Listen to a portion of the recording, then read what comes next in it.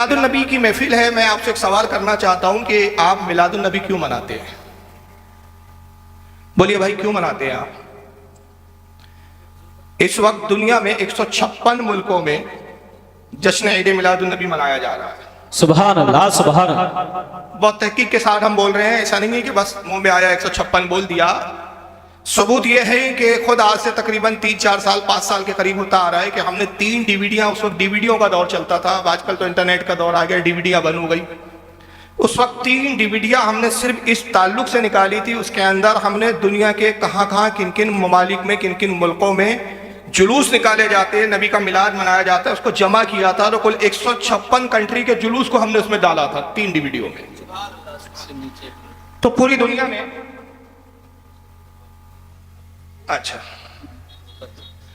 तो पूरी दुनिया में इस 156 मुल्कों में जुलूस निकाला जाता है, मिलादुन्नबी की महफिल सजाई जाती है और ख़ास तौर से हिंदुस्तान में भी महफिलें सजती है। तो मेरा सवाल ये है कि ये आप लोग जुलूस क्यों मनाते हैं, जुलूस क्यों निकालते हैं, मिलादुन्नबी क्यों मनाते हैं? बहुत छोटा सा सवाल है भाई, बोलिए क्यों मनाते हैं भाई आप लोग? रसूलुल्लाह से मोहब्बत है, आप हुजूर के गुलाम हैं, इसलिए मनाते हैं ना, नबी की आमद हुई। मैं कहा मेरा अब एक सवाल है, और ये सवाल मैं आपसे इसलिए कर रहा हूं कि गैरों ने मुझसे बहुत किया है।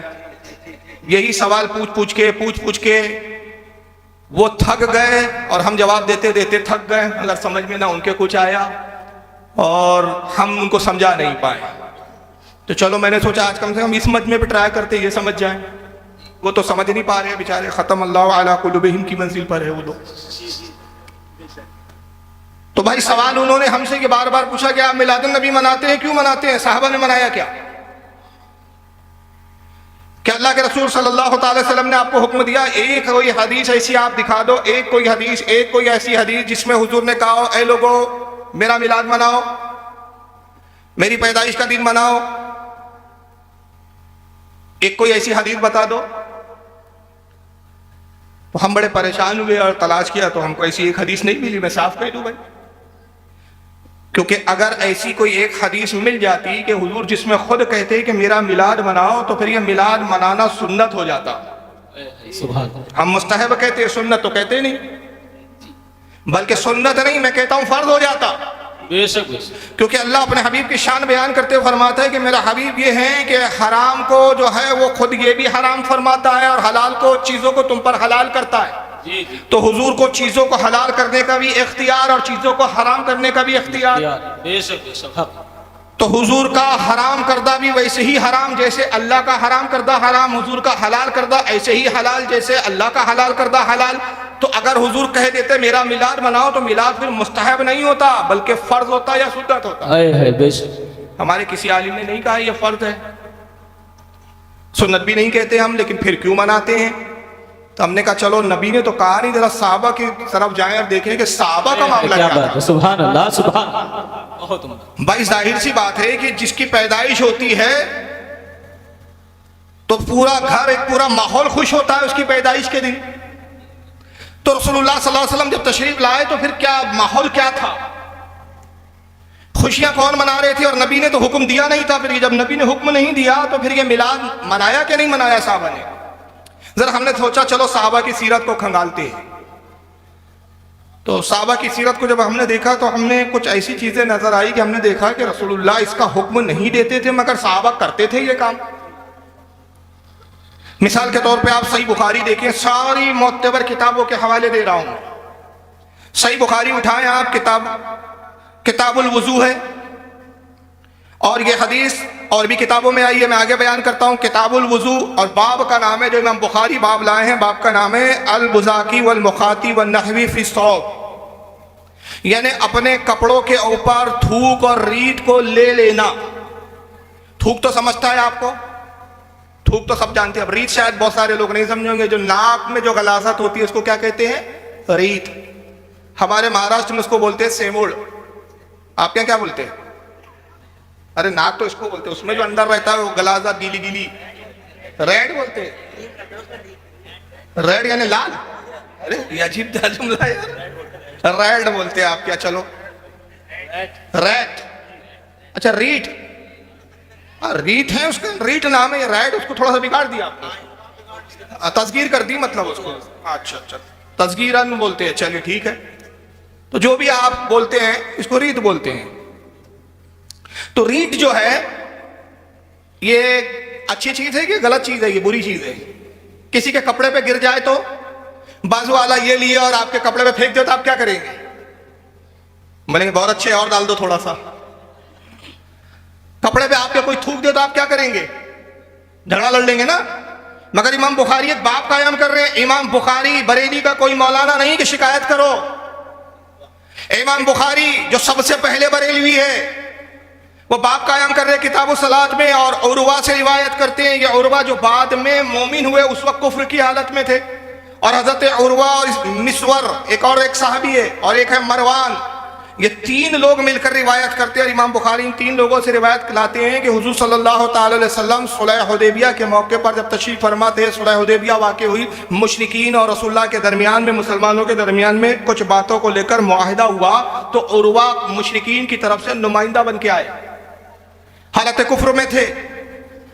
उन्होंने जो कुछ रसूलुल्लाह और सहाबा का अमल देखा हुजूर के साथ, तो उन अमल में क्या देखा उर्वा बयान करते हैं। और हज़रत उर्वा के बयान है, कहते हैं कि वमा तरखमन नबी सल्लल्लाहु अलैहि वसल्लम नुखामतन इल्ला वक़अत फी कफ़ रजुल मिनहुम फदालक बिहा वजहु वल जिल्दहु। कहते हैं खुदा की कसम, मैंने मोहम्मद सल्लल्लाहु अलैहि वसल्लम के सहाबा को देखा कि हुजूर से इतनी मोहब्बत करते थे, इतनी मोहब्बत करते थे कि नबी करीम सल्लल्लाहु अलैहि वसल्लम ने जब भी थूका अपने लवाब को निकाला, और जब भी अपने नाक से उस चीज को खारिज किया, ये लोग अपने कपड़ों पे ले लेते थे, अपने हाथों पे ले लेते और अपने चेहरों पर उसको मल लिया करते थे। कौन लिख रहा है? इमाम बुखारी कहते वजहू व जिल्दहू, यानी क्या करते थे? अपने जिस्म पर और अपने चेहरे पर मलते थे उस चीज को। और वो चीज ऐसी होती है जो नाक से निकलती है। अब्बा जान की भी बेटे के कपड़े पे लग जाए ना, बेटे के जिस्म पे लग जाए ना, तो वो बाप से को कुछ ना कुछ बोल देता है, कहता अब्बा जान जरा देख के तो किया करो ये चीज।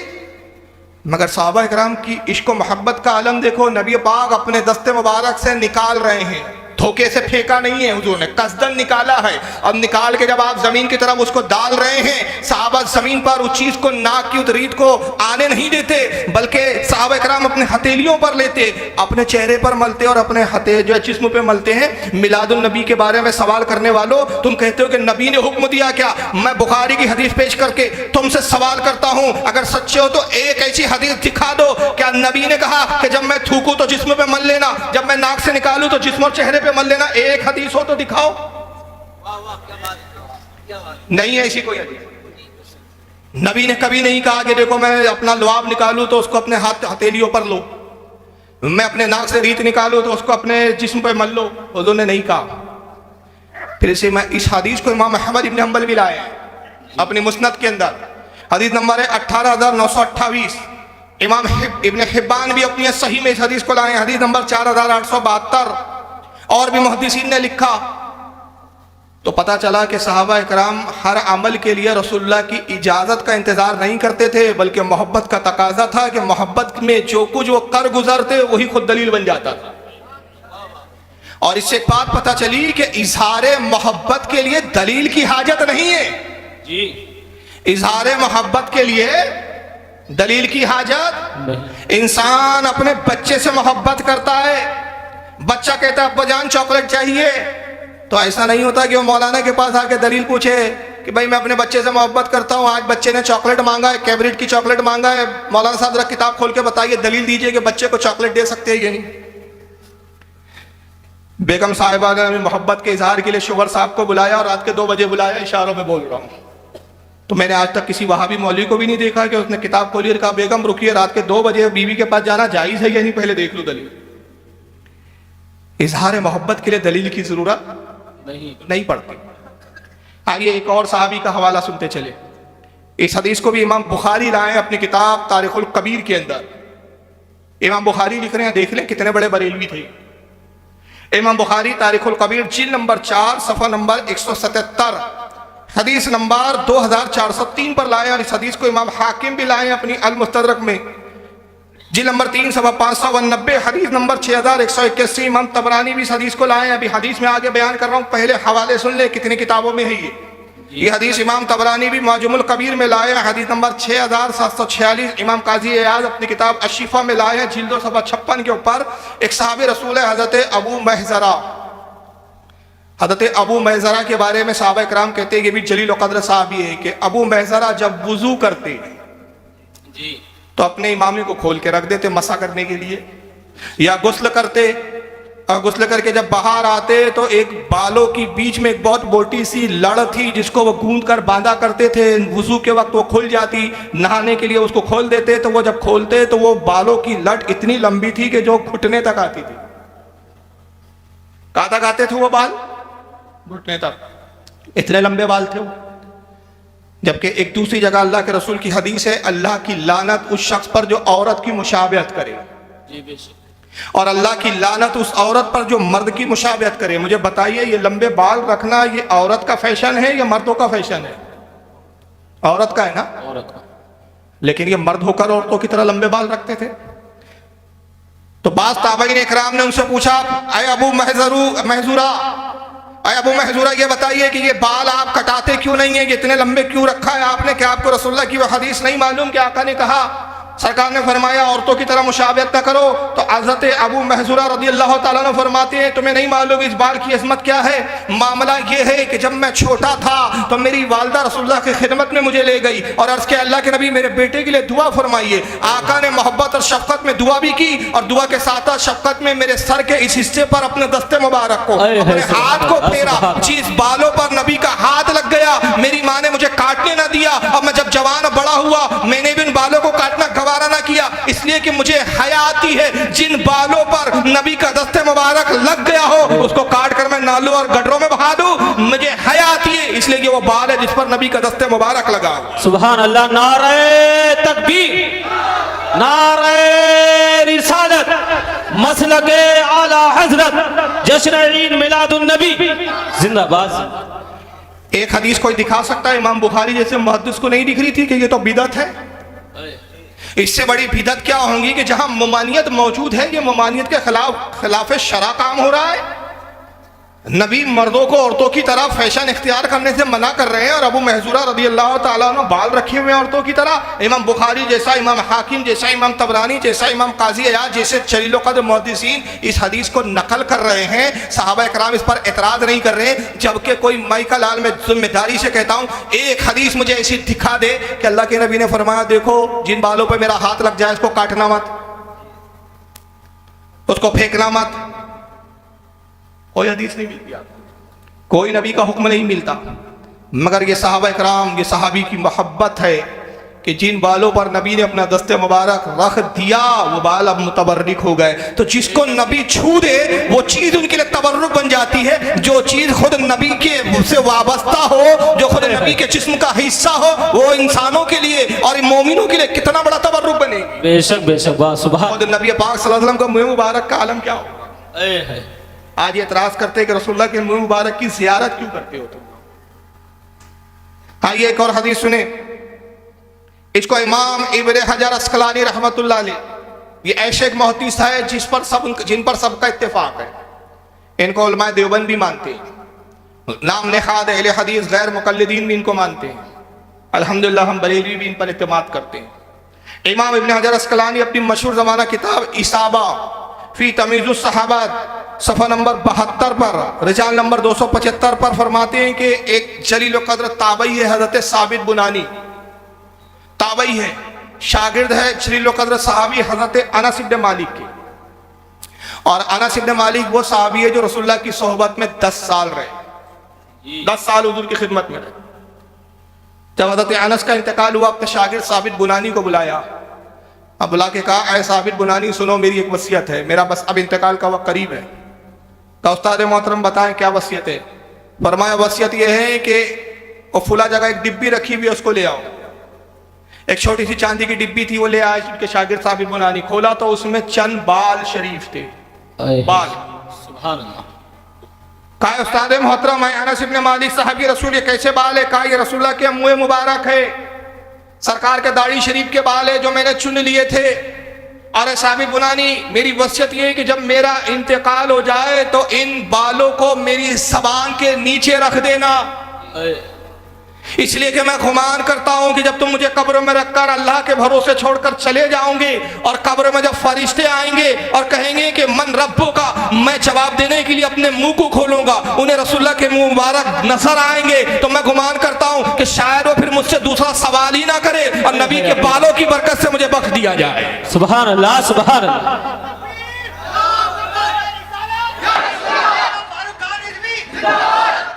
क्या कोई एक हदीस दिखा सकता है मुझे, कोई अहले हदीस कि नबी ने कहा मेरा बाल रखना सवाल लिए होंगे तुमसे? दिखाओ कोई एक ऐसी हदीस। तो कहो ना फिर सबसे बड़े बिदअती सहाबा इकराम थे, बोलो हिम्मत हो तो कहो कि सहाबा बेदलील मानते थे। फिर क्या वजह है कि मिलाद की दलील सुन्नियों से पूछते हो? वाह वाह वाह, सुभान अल्लाह। अरे मोहब्बत के इजहार के लिए दलील की जरूरत नहीं होती, ईमान की जरूरत हुआ है। सुभान अल्लाह, सुभान अल्लाह। नारे तकबीर, नारे रिसालत, मौलाना फारूक रजा साहिब किबला। और यही नहीं, यही साबित बुनानी की एक और हदीस सुन ले, इसको इमाम बुखारी अपनी किताब अल अदबुल मुफरद में लाए। साहब इमाम बुखारी के हवाले हैं, बेचारों ने, उन्होंने खुद बेइश्क़ मोहब्बत पढ़ते हैं बुखारी, बेइश्क़ मोहम्मद पढ़ते हैं ये बुखारी, आता है बुखारी, इनको बुखारी नहीं आती। इमाम बुखारी अपनी किताब अल अदबुल मुफरद के अंदर इस हदीस को लाए हैं, बा तकबीलिल यद, हाथों को चूमने का बयान। बड़े एतराज करते हैं बरेलवी लोग अपने मौलानों के हाथ बहुत चूमते, चूमने चाटने वाली जमात, चूमा चाटी करने वाली जमात, कबर पुजवा, कबर को चूमा, कबर पुजवा। अबे तू तो सऊदिया पुजवा है, तो नजदी पुजवा है, हम तो अल्लाह के वलियों को चूमते हैं, उनकी तुरबत अतहर को चूमते हैं। हमारी सादत है, ये तेरी बदनसीबी है कि अपने आकाओं को चूमता है ताकि ज़कात खैरात सदकात कुछ मिल जाए तुझे। हम वलियों को चूमते हैं ताकि हमारी आखिरत कामयाब हो जाए, और तू अपने नजदी आकाओं को चूमता है ताकि तेरी दुनिया कामयाब हो जाए। तू दुनिया की फिक्र कर, हम आखिरत की फिक्र करते हैं। बेशक बेशक, हम में बड़ा फर्क है। इमाम बुखारी बाब कायम कर रहे, बाब। और बाब क्या होता है मैं आपको बताऊं, मुहद्दिस का अपना अकीदा होता है। बेशक बेशक, बाब हदीस नहीं होती, मुहद्दिस का जो अकीदा होता है उसको बाब की शक्ल में नकल करता है, फिर अपने अकीदे की तायीद में हदीस लाता है, तो बाब अकीदा है। तो इमाम बुखारी कह रहे हैं, ऐ सुन्नियों को कबर पुजवा कहने वालों, ऐ सुन्नियों को चूमा चाटी करने वालों, सबसे पहला कबर चूमने वाला और चूमने चाटने वाला मैं बुखारी हूं। और अगर यही बिदअत है तो मेरी बुखारी पढ़ना बंद कर दो। किताब ले ली, साहिब किताब की बातों को नहीं मानते तुम, अजीब कौम हो तुम। और हदीस नंबर कितनी है? 974। और आप लोगों के लिए खुशखबरी बता दूं, वहाबियों के लिए, देवबंदियों के लिए, सुन्नियों के लिए नहीं है खुशखबरी।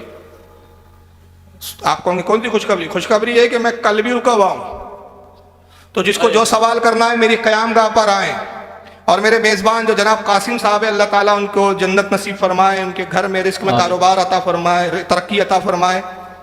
बड़ी मोहब्बत उनकी मैसर आ रही है मुझे, उनसे भी मेरी गुजारिश है कि जब भी कोई बदअकीदा आए और कहे फारूक रज़वी से मिलना, बिला झिझक मेरे पास ले आए, हमारा काम ही है समझाना। इमाम बुखारी रहमतुल्लाह अलैह हदीस नंबर 974 के तहत ये अल अदबुल मुफरद में लाते हैं, हज़रत साबित बुनानी की हदीस नकल करते हैं, काला साबितुन ले अनस रज़ियल्लाहु अन्हु, हज़रत साबित के बारे में कहते हैं कि हज़रत साबित ने अनस इब्न मालिक से पूछा, अपने उस्ताद से पूछा, अमसत्तन नबी सल्लल्लाहु अलैहि वसल्लम बेयदीक, ऐ मेरे उस्ताद मोहतरम, क्या ऐसा हुआ कभी आप हुजूर की सोबत में रहे, आपका हाथ रसूलुल्लाह के जिस्म के किसी हिस्से से मस हो गया हो? क्या आपके हाथ ने हुजूर के जिस्म को कभी छुआ? क्या आपका हाथ नबी के हाथ से लगा?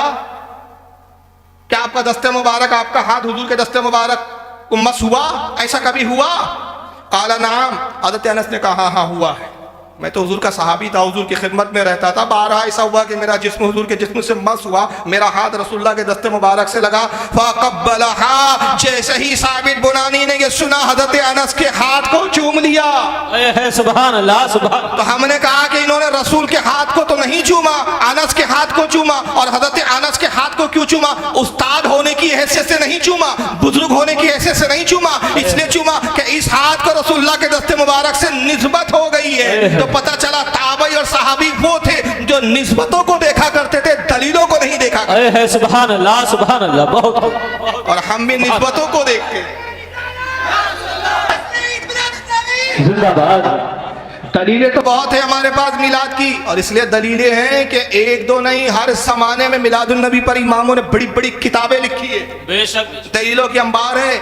मगर मैं उन ये जाहिलों को समझाना चाहता हूँ कि जो बात बात में दलील भी मांगते हैं, किससे? अव्वाम से मांगते हैं, मौलाना से नहीं मांगते। जी जी बेशक। इनकी अक्ल का यह हाल है कि इनको जब बुखार आ जाता है तो इंजीनियर के पास जाते हैं, कहते हैं इलाज कर दो, और जब मकान बनाना होता है तो डॉक्टर के पास जाते हैं कि मकान का नक्शा बना दो। अजीब उल्टी अकल है इनकी। अरे भाई, जिस फील्ड का जो माहिर है उससे पूछना। भाई मिलाद बनाना कहाँ है? पूछ किससे रहा है? अव्वाम से पूछता है। अब एक बात मौलाना से पूछ, कारोबार कैसा चल रहा है, मंदी का दौर है, क्या हालत है, ये अव्वाम से पूछ।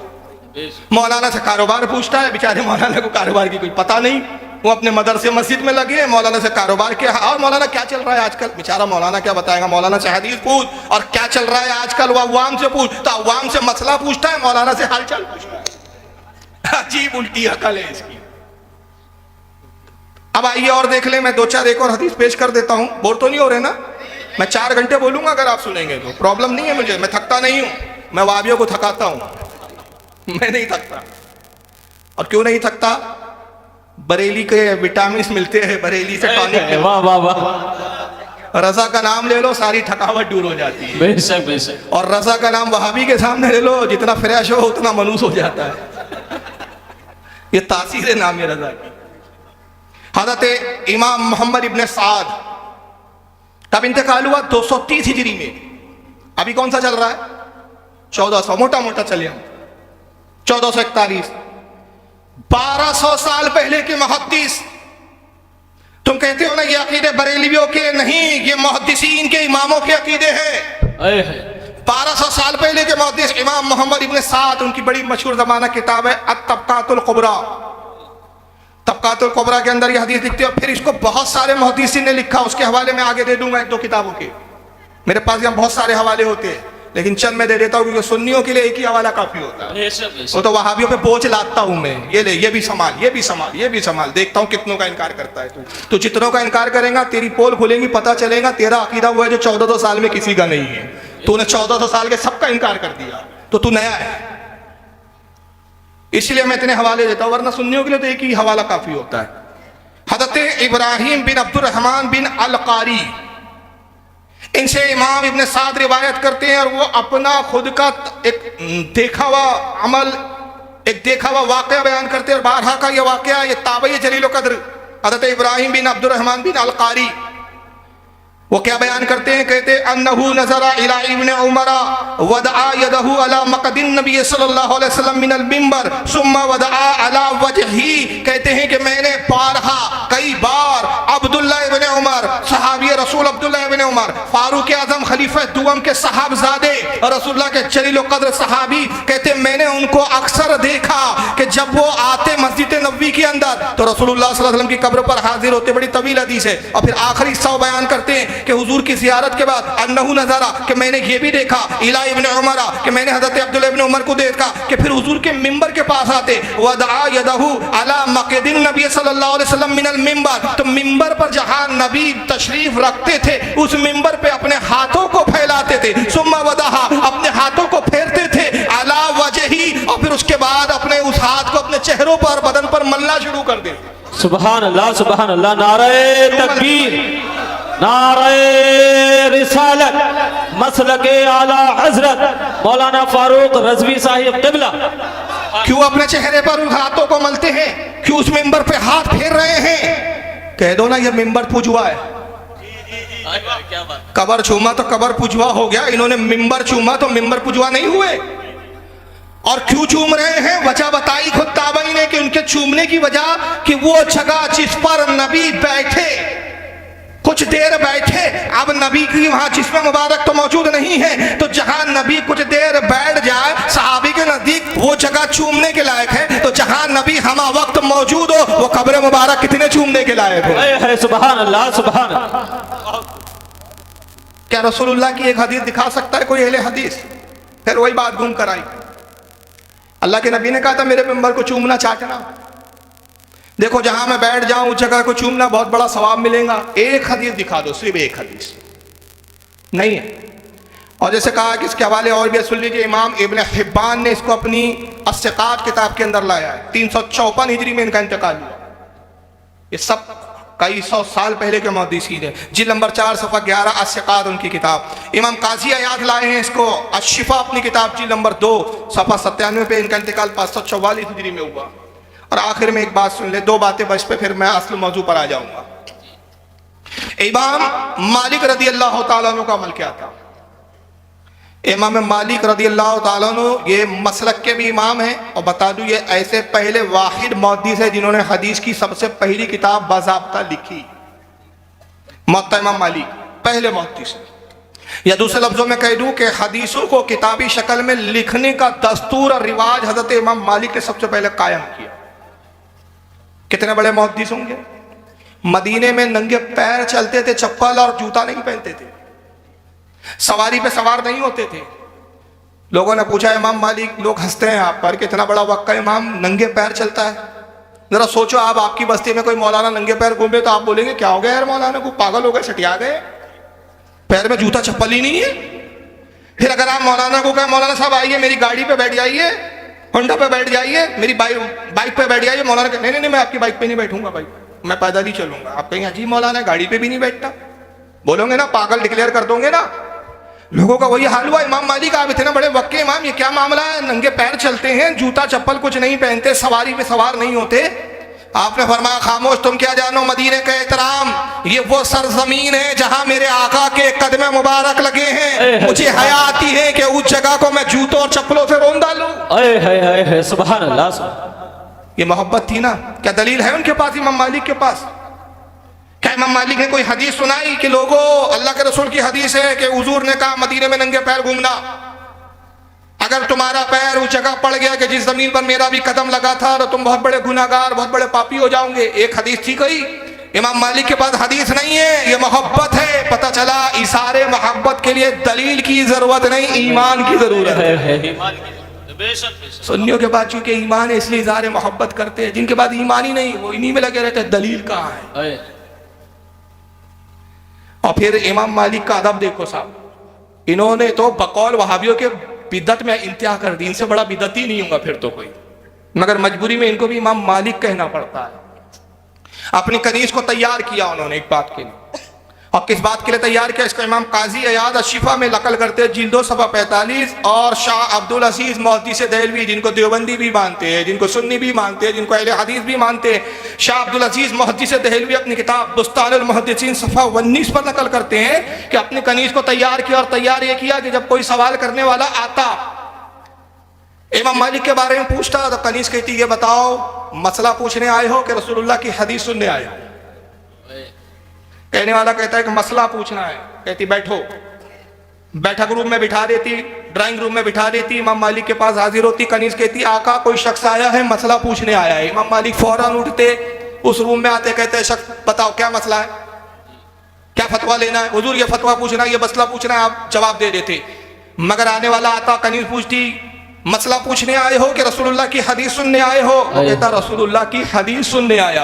सुभान अल्लाह। मसला नहीं है, मुझे हुजूर की हदीस सुनना है। कनीज फिर आती, कहती ड्राइंग रूम में बैठ जाइए, उसको बैठक रूम में बिठा देती। इमाम मालिक के पास आती, अर्ज करती हुजूर कोई शख्स आया है और अल्लाह के नबी की हदीस सुनना चाहता है। रावी कहते हैं कि हमने देखा इमाम मालिक उठते, गुस्ल खाने में जाते, अगरचे गुस्ल किया हुआ भी हो फिर दोबारा गुस्ल करते, कपड़े जो पहने थे अगरचे अभी ही क्यों पहने ना हो वो कपड़ों को बदल के फिर दूसरे लिबास को, साफ सुथरे लिबास को ज़ेबतन करते, फिर इबा यानी झुब्बा पहनते, फिर सर पे इमामा बांधते। और जितनी देर में आप तैयार होते कनीज क्या करती, ऊद और लुबान को सिलगाती, उस बैठक रूम में ले आती, उस पे ऊद कोयलों को जलते हुए कोयलों पर ऊद डालती, लुबान डालती, पूरा कमरा खुशबू से महकता। इमाम मालिक इमामा पहनकर, झुब्बा पहनकर, गुस्ल करके, नए कपड़े ज़ेबतन करके मिंबर पर आते, कहते ऐ शख्स अब सुन मुझसे रसूलुल्लाह की हदीस। सुभान अल्लाह, सुभान अल्लाह। बहुत कौन सी हदीस में था ये?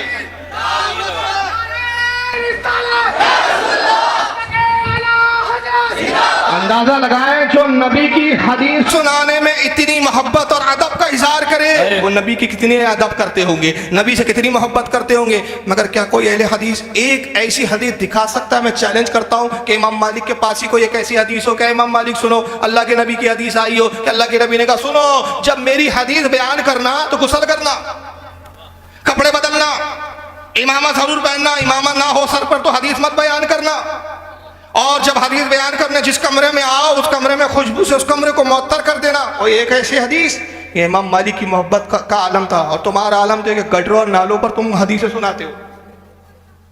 खड़े हो गए, आओ आओ भाइयों आओ आओ आओ आओ जमात बनाओ चलो, कहीं भी फसाइल आमाल लिया खड़े हो गए, ये तुम्हारा हाल है। और यही नहीं, अब आइए एक सबसे बड़े बिदअती इमाम के बारे में बता रहा हूं। हुक्म लगाना है तो इनको बिदअती बोलो, बरेलियों को बिदअती बहुत बोल दिया तुमने। कुछ पढ़ो अंधो, नाबिनाओ कुछ पढ़ो, उसके बाद मुंह खोलो। इसलिए बरेली के मौलाना से मुनाजरा नहीं करते, उनको पता है अपनी पब्लिक को उल्लू बनाना आसान है, बरेली के मौलाना के सामने बैठना बड़ा मुश्किल है, क्योंकि मुनाजरे में लप्पासी नहीं चलती, किताबें चलती है। बेशक। और एक रोता है, बोलता लैपटॉप लेके घूम रहा है। मैंने कहा तकरीर मैं करता हूँ, लैपटॉप नहीं करता। मैं चुप हो जाऊं तो क्या लैपटॉप बोलेगा? लैपटॉप चलाने के लिए भी काबिलियत चाहिए, अनपढ़ आदमी लैपटॉप नहीं चलाता, पढ़ा लिखा चलाता है। तो लैपटॉप इसलिए नहीं रखा जाता कि ये तकरीर करता है या मैं इसका मोहताज हूं, नहीं, पब्लिक इसकी मोहताज है कि जब तक इससे दिखाओ नहीं, पब्लिक मानती नहीं है यार। प्रॉब्लम ये है, मैं लैपटॉप का मोहताज नहीं हूँ। ये तो टेक्निकल चीजें तो अभी आई है ना, और तकरीर तो मैं एक जमाने से कर रहा हूँ, बचपने से कर रहा हूँ। बहुत से उलमा बैठे होंगे शायद जानते होंगे या नहीं जानते होंगे, मैं आज की पैदावार नहीं हूँ तुम्हारी तरह। 18 साल की जब उम्र थी, मेरी शादी भी नहीं हुई थी, तो सबसे पहली किताब मैंने 18 साल की उम्र में लिखी थी, करीने जिंदगी। और ये ऐसी किताब है कि वाबड़े भी छापते हैं, उसमें रद भी है तब भी छापते हैं, क्यों बोलते बिकती बहुत ज्यादा है, आमदनी इसी से बहुत होती है। तुमने अभी पहचाना नहीं मुझे बेटा, बाबा जर्जीस बलात्कारी बाबा, वो आप नहीं समझोगे मैं लैपटॉप को लेके उसका नाम क्यों ले रहा हूं। एक तकरीर में उसने दलील का जवाब नहीं, लैपटॉप बाबा का मैं क्या जवाब दूं, वो लैपटॉप लेके घूमता है। अरे जाहिल के बच्चे, मैं जबान से कहूँ एक दलील ठीक है, कुछ को यकीन होगा कुछ को नहीं होगा, और लैपटॉप से दिखा दूं तो यकीन बढ़ा के कम हुआ। तो मैं तो बड़ी चीज कर रहा हूं, तू उल्टा, यानी जो ऐब है उसको हुनर बना लिया और जो हुनर है उसको ऐब बना लिया तूने। तू झूठे किस्से सुनाता है, झूठे हवाले देता है, तेरी औकात नहीं कि तू हमारे सामने बैठ के बात कर ले। अब आइए सबसे बड़े बिदअती इमाम, जिसको सबसे ज्यादा ये मानते हैं, और लिखने वाले कौन है इस वाक़े को जो मैं बयान कर रहा हूं? इमाम इब्न हजर अस्कलानी, जिन्होंने बुखारी की शरह लिखी। अब बुखारी की शरह का मुकदमा लिखा उन्होंने हदियतुस सारी के नाम से। जिल्द नंबर है इसकी 1, सफ़ा नंबर 490, फतहुल बारी शरहुल बुखारी के नाम से मशहूर है। फतहुल बारी शरहुल बुखारी जिल्द नंबर 1 सफ़ा नंबर 490। वो कहते हैं कि इमाम बुखारी रहमतुल्लाह अलैह ने जब बुखारी लिखना शुरू किया, 2 लाख हदीसों को जमा किया। 2 लाख हदीसों। कितने साल जमा किया? 19 साल तक। 19 साल लग गए बुखारी हदीसों को जमा करने में। 2 लाख हदीसों को जब कम जमा कर लिया, इकट्ठा कर लिया, तो फिर हदीसों को छांटना शुरू किया। जो उनके उसूल के मुताबिक सही थी उसको लिखते गए, जो उनके उसूल के मुताबिक सही नहीं लगती थी उनको उसको हटाते गए। 2 लाख हदीसों में से जब छाटा तो बची कितनी? बची 7563। कितनी?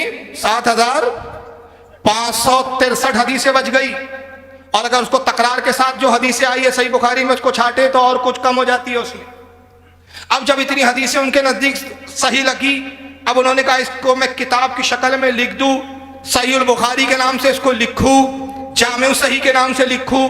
तो उन्होंने कलम उठा के लिखना नहीं शुरू किया। अब जब ये 7563 हदीसों का इंतखाब कर दिया कि यही मुझे उम्मत तक पहुंचानी है, तो खाने काबा रहने वाले थे बुखारा के, खाने काबा आए। खाने काबा आने के बाद एक मकान किराए से लिया। जरा सुने बिदअतें कितनी हो रही है। किराए से मकान लिया इमाम बुखारी ने। मकान लेने के बाद जब हदीस लिखने का जिस दिन इरादा होता, मकान पे गुस्ल करते, नया लिबास पहनते, बैतुल्लाह खाने काबा में आते, कलम और दवात कागज लेकर 2 रकात नमाज पढ़ते शुक्राने की, सिर्फ एक हदीस लिखते और उड़ जाते। बस एक हदीस, दूसरी हदीस नहीं लिखते हो। एक हदीस लिखते उड़ जाते, फिर दूसरी हदीस लिखना का इरादा होता, फिर घर आते, फिर दोबारा गुस्ल करते। भाई वजू टूटा नहीं है, गुस्ल खत्म हुआ नहीं है, कोई एहतलाम नहीं हो गया है, किसी से मुबाशरत नहीं किए, पाको साफ है, वजू भी बरकरार है, मगर मोहब्बत और इसका आलम देखो। दूसरी हदीस लिखना है तो नया वो गुस्ल, नया कपड़ा, नया लिबास, फिर दोबारा नमाज, फिर आते रूम पर, फिर नहाते हैं, फिर लिबास बदलते हैं, फिर खाने काबा में आते, फिर 2 रकात नमाज पढ़ते, फिर एक हदीस लिखते हैं। यानी 7563 की हदीसों को लिखने के लिए 15,126 रकातें नमाज पढ़ी है। सुभान अल्लाह, सुभान अल्लाह। सिर्फ बुखारी लिखने के लिए। और 7,563 मरतबा गुस्ल किया, 7,563 मरतबा लिबास बदला। जरा इमाम बुखारी से पूछा, इमाम बुखारी बताइए रसूलुल्लाह की एक हदीस भी तो आपने बुखारी में ऐसी नहीं लिखी कि अल्लाह के नबी ने कहा खबरदार खबरदार जब मेरी हदीस लिखना तो गुस्ल करना। आपने खुद एक ऐसी कोई हदीस नहीं बयान की। तो अगर ऐसी कोई हदीस होती तो हम मान लेते भाई इस हदीस पर आपका अमल हो रहा था। नबी की कोई हदीस नहीं, सहाबा का कोई अमल नहीं, एक हदीस आपने किसी सहाबी से भी नहीं रिवायत की। सहाबी तो छोड़ो, किसी ताबई से भी रिवायत नहीं की। अरे ताबई तो छोड़ो, तब ताबई से भी आपने रिवायत नहीं की कि एक कोई ऐसी हदीस होती कि जिसमें आका बयान करते हो या सहाबी कह रहे हो या ताबई कह रहा हो या तबे ताबई का अमल हो कि ये कि जब तुम रसूल की हदीस लिखो तो खाने काबा में लिखो, जब लिखने बैठो तो पहले गुस्ल कर लो, गुस्ल के बाद 2 रकात नमाज शुक्राने की नफिल पढ़ो, और सिर्फ एक लिखना दूसरी मत लिखना। ये उसूल और ज़ाब्ता इमाम बुखारी ने लाया कहां से? हदीस तो है ही नहीं। और हो तो 2 काम करो वहाबियो, या तो हदीस दिखाओ या इमाम बुखारी पे बिदती का फतवा लगाओ। जी जी, दोनों में तुम्हें मौत आ जाएंगी। ना तुम हदीस दिखा सकोगे ना इमाम बुखारी को बिदती बोल सकोगे। तो पता चला कि तुम्हारा बिदती का फतवा अपना खुद साख्ता है, ये तुम्हारा अपना बनाए हुए उसूल के तहत है। और हमारा अकीदा ये है कि ये इमाम बुखारी की मोहब्बत थी रसूलुल्लाह से हदीस लिखने पर, ये रसूलुल्लाह की हदीसों को जमा करने पर मोहब्बत का इजहार था। और इजहार मोहब्बत के लिए उनके लिए दलील की जरूरत नहीं थी, ईमान और मोहब्बत की जरूरत। बेशक बेशक बेशक। अगर सिर्फ इस तरह के वाक़यात बयान करूँ ना तो पूरी रात छुट्टी पड़ जाए, पूरी रात छुट्टी पड़ जाए, कई दिन कम पड़ जाए। मगर मैं समझता हूँ कि ये चंद मिसालें, 7-8 मिसालें मैंने पेश की है, ये समझने वाले के लिए काफ़ी है कि इज़हार मोहब्बत के लिए दलील की हाजत। अब जो पूछे कि जुलूस क्यों निकालते हैं तो जवाब दे दो कि हम इज़हार मोहब्बत में निकालते, हमें दलील की हाजत नहीं। अगर दलील चाहिए तो जा पहले इमाम बुखारी से पूछ के गुस्ल करना और एक हदीस लिखना ये किस हदीस में आया है। अगर तुझे जुलूस की हदीस चाहिए इमाम मालिक से पूछ के मदीने में नंगे पैर घूमना किस हदीस में आया है। अगर तुझे जुलूस की दलील चाहिए तो जा इमाम मालिक से पूछ कि हदीस बयान करने से पहले इमामा और कमरे में खुशबू महकाना ये किस हदीस में आया है। अगर तुझे जुलूस की दलील चाहिए तो जा साबित बुनानी से पूछ कि अनस इब्न मालिक के हाथ चूमने की दलील कहाँ है। जा अब्दुल्लाह इब्न उमर से दलील पूछ मिंबर को चूमने की दलील कहाँ है। जा उन सहाबा से पूछ कि नबी करीम सल्लल्लाहु अलैहि वसल्लम जब अपनी नाके मुबारक से रीत को खारिज कर दे उसको चेहरे और बदन पे मलने की दलील कहाँ है। जा इनसे दलील पूछ। मगर सवाल तो ये कि दलील खुद इन वाबड़ों के पास भी नहीं है नहीं मनाने की। और शरीयत का उसूल ये है, याद रखिए कि उसूल शरा ये है कि ममानियत के लिए दलील चाहिए, जवाज के लिए दलील की हाजत नहीं। मिसाल के तौर पे आप कोई ऐसी चीज़ खाते हैं जिसको आप जायज़ समझते और जायज़ है, मसलन आप बिरयानी खाते हैं, समझाने के लिए मिसाल दे रहा हूँ। तो बिरयानी के जायज़ होने के लिए इतना ही काफ़ी कि जितनी चीज़ें हैं वो सब जायज़ है, चावल जायज़ है, मसाले उसमें जायज़ है, उसमें गोश्त जायज़ है, सबको मिला दिया सब जायज़ है। अब इसके लिए ज़रूरी नहीं है कि हम कहें कोई जाहिल खड़ा हो जाए कि मुझे बताओ बिरयानी क्या रसूलुल्लाह ने खाई है क्या कभी, तो किसी का बाप नहीं दिखा सकता। मगर ये वहाबी इतना बदबूदार फिरका है कि मुंह खोले तो बदबू निकलती है। ये बस एक ही रट लगाता है, साहबा ने मिलाद बनाया क्या, दलील कहां, दलील दो, दलील दो। हमने कहा जुलूस की तो दलील मांगता है, तेरे आका लोग जो है नेशनल डे मनाते उसकी दलील कभी अपने आकाओं से पूछा। अभी इंशाल्लाह मैं गुफ्तगू आगे करूंगा, लेकिन आइए मिलाद ना मनाने की इनके पास क्या दलील है। बड़ी अजीब अजीब दलील है। डॉक्टर जाकिर नाइक को सुन लें आप सबसे पहले, इनके पास क्या दलील है कि मिलाद नहीं मनाना चाहिए, सुनिए। आप देखें हमारे मुस्लिम माशरों में जितने हैं, खुसूसन इंडिया, पाकिस्तान और ममालिक में, कि एक ईद मिलाद नबी मनाया जाता है, वो बर्थडे ऑफ द प्रॉफिट। और अगर आप देखेंगे ये 12 रबीउल अव्वल है। और जहां तक के हमें हदीस की रोशनी में हमें ये साबित नहीं होता है कि मोहम्मद सल्लल्लाहु अलैहि वसल्लम ने कभी अपना सालगिरह बनाए, या सहाबा ने या ताइन या तबताइन ने कभी, या ताइन या तबताइन ने कभी उनका सालगिरह बनाए। तो जब मोहम्मद सल्लल्लाहु अलैहि वसल्लम ने कभी कहा नहीं कि मेरा सालगिरह बनाओ, या कभी सहाबा ने नहीं बनाए, और अगर आज हम उनका सालगिरह बनाते तो ये बिदअत हो जाता है। तो सालगिरह बनाने की कोई जरूरत नहीं है, ऐसा कोई इस्लाम एक मजहब के अंदर नहीं है, कुरान में भी नहीं, शरिया में नहीं। ये एक वेस्टर्न कल्चर है, ये एक वेस्टर्न कल्चर है। बताइए, मिलाद नबी का कल्चर वेस्टर्न है, तो इनके अकीदे में क्या नबी वेस्टर्न है क्या देसी है? कौन है भाई? बहुत ठंडे बैठे हैं आप लोग। मेरी बात समझ में आ रही है कि नहीं आप लोगों के यार? हाँ, कुछ हरकत तो करो। सिर्फ स्टेज पे हरकत हो रही है, पब्लिक बिल्कुल यह लगता है कि वीडियो पे चेहरे देखकर आप सकते में आ गए हैं और सोच रहे हैं कि रात में नींद आएंगी कि नहीं आएंगी। इतने दलिद्दर मनुष्य चेहरे देख लिए कि हालत यह है कि कल रात ख्वाब में जनाब को देखा, सारी सूरत। कल रात ख्वाब में शैतान को देखा, कल रात ख्वाब में शैतान को देखा, सारी सूरत जनाब की सी थी। तो आपको ऐसा तो नहीं लग रहा है? नहीं भाई, आयतुल कुर्सी पढ़ के आप सो जाइएगा, इंशाल्लाह कुछ नहीं होगा। और अगर किसी को पूरी आयतुल कुर्सी भी याद ना हो, मनु चेहरे आप देख लिए, इंशाल्लाह आप रात में नहीं डरेंगे। सिर्फ 3 बार या रजा बोल के सो जाना। तो मौलवी साहब क्या, सॉरी यार मौलवी बोल दिया, गुस्ताखी हो गई, माफी चाहूंगा भाई। डॉक्टर साहब, पता नहीं कौन से डॉक्टर है, अपना पेशा छोड़ के यहाँ आ गए। हाँ, ढोरों के डॉक्टर है बोलते, अल्लाह जाने के डॉक्टर है भाई, होंगे वो डॉक्टर जिस बात के भी। डॉक्टर साहब कह रहे हैं कि देखिए, सालगिरह मनाने का हुक्म हमें हदीस में नहीं मिलता। दलील, उसको साहबा ने नहीं मनाया, ताइन ने और तबे ताइन ने नहीं मनाया। ये ताइन और तबे ताइन हमें आज तक समझ में नहीं आया ये किस बला का नाम है। ये इस्लामिक स्कॉलर है इनका, जिसको ताबईन और तबे ताबईन बोलना नहीं आता। जो ताबईन और तबे ताबईन नहीं बोल सकता, वो इनके यहाँ का इस्लामी स्कॉलर है। और एक तकरीर में जर्जीज बोलता है मेरा रद्द करते हुए कि डॉक्टर जाकिर नाइक इतने बड़े अल्लामा है कि वो मुझे तो फारूक जैसे 10 पैदा हो जाए। अबे मैंने कहा, एक फारूक आ जाए तेरे जैसे 10 शैतान भाग जाए।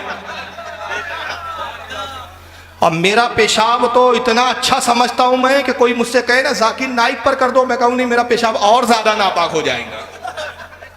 माना कि पेशाब नापाक है, लेकिन इतना भी नहीं है, जाकिर नाइक पे करूंगा तो और ज्यादा हो जाएगा। तो ये है इनके इस्लामिक स्कॉलर, जिसको ताबईन और तबे ताबईन बोलना नहीं आता। ताइन ने नहीं मनाया, तबे ताइन ने नहीं मनाया, ताइन ने नहीं मनाया। हाँ सही बात है, ताइन और तबे ताइन ने कभी मनाया ही नहीं, ताबईन ने मनाया। बेशक, बात भी सही है। अच्छा, फिर क्यों नहीं मनाना? तो दूसरी दलील यह है कि वेस्टर्न कल्चर है, यानी ये उसूल है, हदीस नहीं है इनके पास। पूरी जमाते देवबंदी, पूरी जमाते अहले हदीस को चैलेंज है, खुदा की कसम, सिर्फ एक ऐसी हदीस जिस दिन तुम दिखा दोगे, एक हदीस सिर्फ तुम जिस दिन ऐसी दिखा दोगे कि जिसमें यह हो कि रसूलुल्लाह ने हुक्म दिया, खबरदार खबरदार मेरा मिलाद ना मनाना वरना बिदअती बन जाओगे, मेरे मिलाद का जिक्र भी नहीं करना वरना मुशरिक हो जाओगे। जिस दिन ऐसी कोई एक हदीस दिखा दोगे, खुदा की कसम हम मिलाद मनाना बंद कर देंगे। बेशक बेशक, हदीस दिखा दो। जिस काम से नबी ने नहीं रोका, तू कौन रोकता है? तू नबी है कि शरीयत बना रहा है? तू कौन है? अब चलो भाई, वेस्टर्न कल्चर था इसलिए जायज नहीं, तो जाकिर नाइक को ही देख लेते एक बार, जरा देख लीजिए आप। Welcome on stage the articulate analyst Dr. Zakir Naik.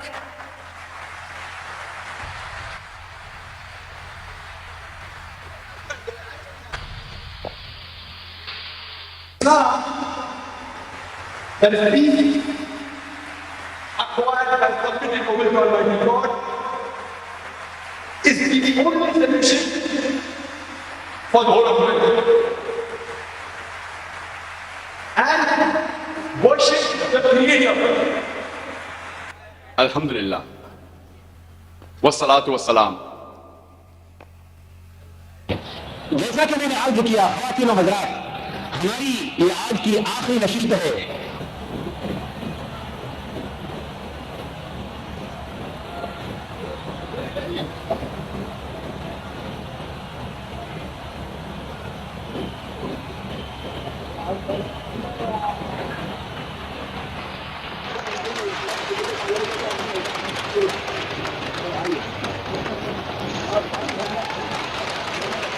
कुछ समझ में आया आपके? आसमान से एक अंडा नाजिल हुआ, दूसरे लफ्जों में कह दूं, नज्द की मुर्गी ने एक अंडा दिया, अंडे में से जाकिर नाइक जैसा चूजा निकला। ये कौन सा कल्चर है? ये कौन सी तहजीब है? भाई जो लोग फिल्में देखते हैं वो जानते हैं मुन्नी बाई अंडे में से निकला करती थी पहले, है ना? कुछ पुराने लोग भी बैठे होंगे, हेलन के गाने आते थे पुरानी, एक हेलन डांसर थी पुरानी फिल्मों की, अंडों में से ही निकलती थी वो। इसका कहीं उससे ताल्लुक तो नहीं है भाई? ये कौन सा कल्चर है हमें बताओ? इतना खूबसूरत स्टेज, लाखों रुपए का स्टेज बनाया, आसमान से अंडा नाजिल हुआ, अंडे में से जाकिर नाइक नाम का चूजा बाहर निकला।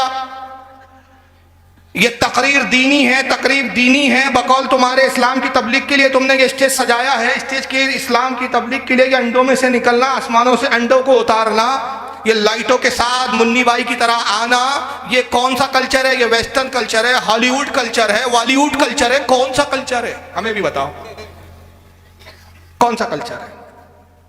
और अनाउंस भी ऐसा हो रहा है। देखिए हमारे अनाउंसमेंट कैसा होता है, फर्क देखें कौन इस्लाम पर है और कौन अंग्रेज की औलाद है। मैं आया तो क्या नारे लगे? फारूक रजवी नहीं लगे, नारे तकबीर अल्लाह अकबर। आ रहा है मौलाना, नाम अल्लाह का बुलंद हो रहा है, बेशक बेशक। नारे रिसालत या रसूल अल्लाह, मसलक आला हज़रत जिंदाबाद। और यार let's welcome doctor Zakir Naik. क्या है भाई? कौन सी इस्लामी तहजीब है? फिर आए जनाब आ रहे इस्लामी तकरीर करने, लिबास इस्लामी नहीं, अंग्रेजों का लिबास, टाई अंग्रेजों की, मगर मिलाद वेस्टर्न कल्चर नजर आया। इनको अपना ड्रामा वेस्टर्न नजर नहीं आता। जबकि मिलाद तो सहाबा ने भी मनाया, मिलाद का जिक्र कुरान और हदीस में भी मिला, इमामों ने किताबें लिखी। मगर ये जो कल्चर तुमने, वेस्टर्न कल्चर तुमने अपनाया, इसके बारे में भी हमें एक हदीस मिली, मगर हदीस ये नहीं मिली कि अंडे में से निकलो। हदीस हमें ये नहीं मिली कि जब तुम मिंबर पे आओ तो अंग्रेजों का लिबास पहन कर आओ। हमें हदीस मिली तो ये मिली, क्या मिली? मन तशब्बहा बेकौमिन फाहुवा मिनहुम, जो जिस कौम की नकल करे वो उन्हीं में से है। बेशक बेशक, हक। किसकी नकल है?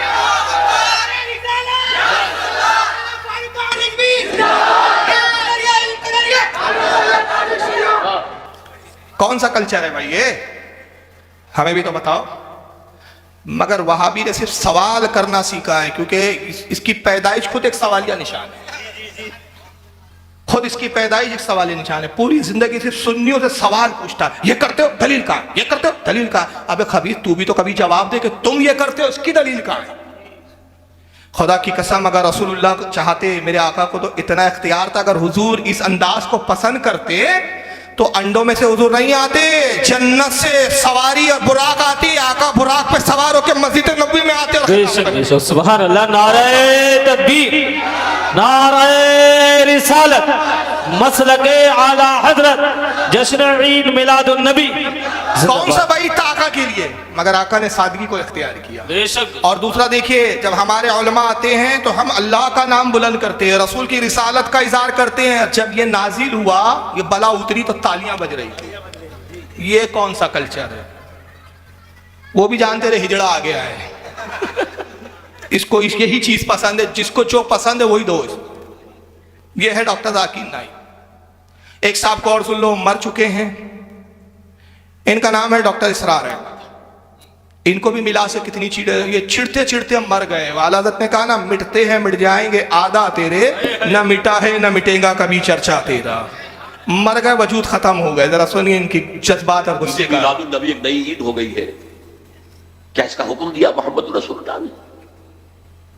यफ़अलूना मा ला युमरून, वो अपनी ही इजाद करना रिवायात है, अपनी ही इजाद करना बिदअत है, अपनी ही इजाद करना रसूमात है, उन पर लगे हुए और दावे करते हैं अल्लाह से मोहब्बत, रसूल के इश्क के, जबकि उनके अमल में न अल्लाह की इताअत है न रसूल का इत्तिबा है। अब जब ऐसी सूरत पैदा हो जाए तो क्या करें? फमन जाहदहुम बियदिही फहुवा मोमिनुन, तो जो मुसलमान भी उनके खिलाफ जिहाद करेगा अपने हाथ से, अपनी ताकत से, वो मोमिन होगा। वमन जाहदहु बिलिसानिही फहुवा मोमिनुन, और जो उनके खिलाफ जिहाद करेगा अपनी जुबान से, वो भी मोमिन होगा। वही 3 दर्जे। वमन जाहदहु बिक़ल्बिही फहुवा मोमिनुन, दिल से नफरत रखकर जो जिहाद करेगा बिलक़ल्ब, वो भी मोमिन होगा। फमा वरा ज़ालिका मिनल ईमान हब्बत खरदल, इसके बाद तो ईमान राई के दाने के बराबर भी नहीं। कितनी नफरत है देखा आपने। नबी एक नई ईद, जुमले सुने, ईद मिलादुन नबी एक नई ईद हो गई है। ईद पुरानी है, तुम नए हो। भाई मिलादुन नबी क्या है, जरा लफ्ज सुने। मिलाद मौलूद से बना है। मौलूद यानी पैदा होना, पैदाइश, बच्चे का पैदा होना। मिलादुन नबी उसी से बना है। मिलादुन नबी यानी नबी की पैदाइश का दिन या नबी की पैदाइश का जिक्र। तो नबी आज पैदा हुए कि पहले हुए? अरे बोलो भाई, 14 साल पहले हो गए ना। तो मिलादुन नबी पहले हुई या नहीं होगी? ये नई ईद कहां से होगी? फिर कहते कि अल्लाह के रसूल ने इसका हुक्म दिया। एक एक जुमले पे जरा पोस्टमार्टम करते चलेंगे कि अल्लाह के रसूल ने हुक्म दिया। सवाल यह है कि ये उसूल किसने बनाया है कि जिस काम का रसूल ने हुक्म नहीं दिया वो नाजायज है? ये उसूल किसने बनाया, उसका नाम बताओ पहले। ये बहुत संजीदा सवाल है और ये ऐसा सवाल है कि अगर इसको सुन्नी याद कर ले ना, खुदा की कसम इनके बड़े से बड़े अल्लामा का पाजामा गीला कर सकता है।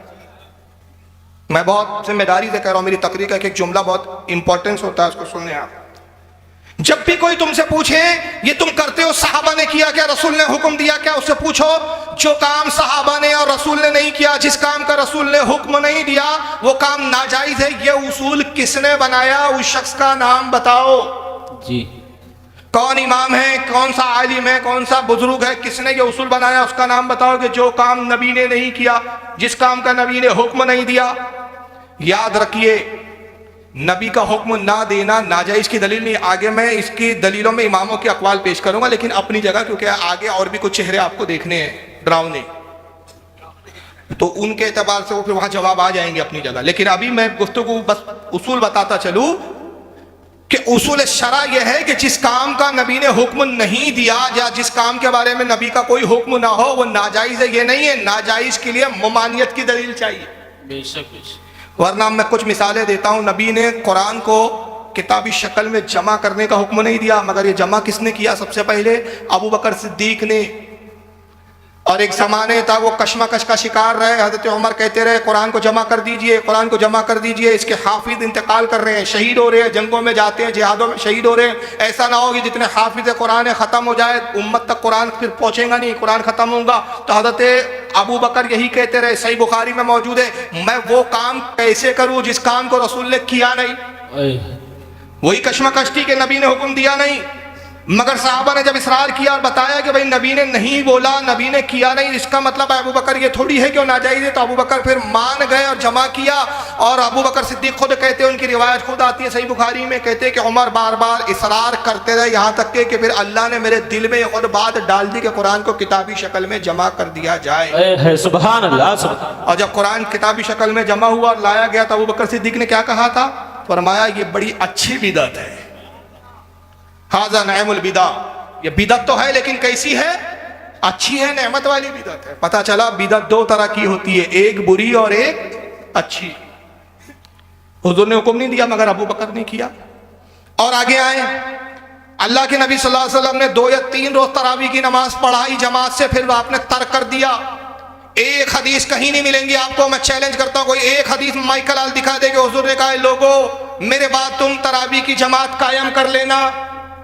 नहीं, बल्कि उसके बरअक्स हुजूर क्या कहते हैं, जब साहबा ने कहा अल्लाह के नबी हमें जमात से तरावी की नमाज पढ़ाए, आपने फरमाया 2 दिन मैंने पढ़ाई या 3 दिन पढ़ाई, मुझे अंदेशा है कि अगर मैं फिर पढ़ाऊं तो कहीं तुम पर फर्ज ना हो जाए और तुम इसको फिर अदा करने में कोताही करोगे तो तुम बहुत बड़े गुनाह का इर्तिकाब करोगे, बड़े गुनाहगार हो जाओगे।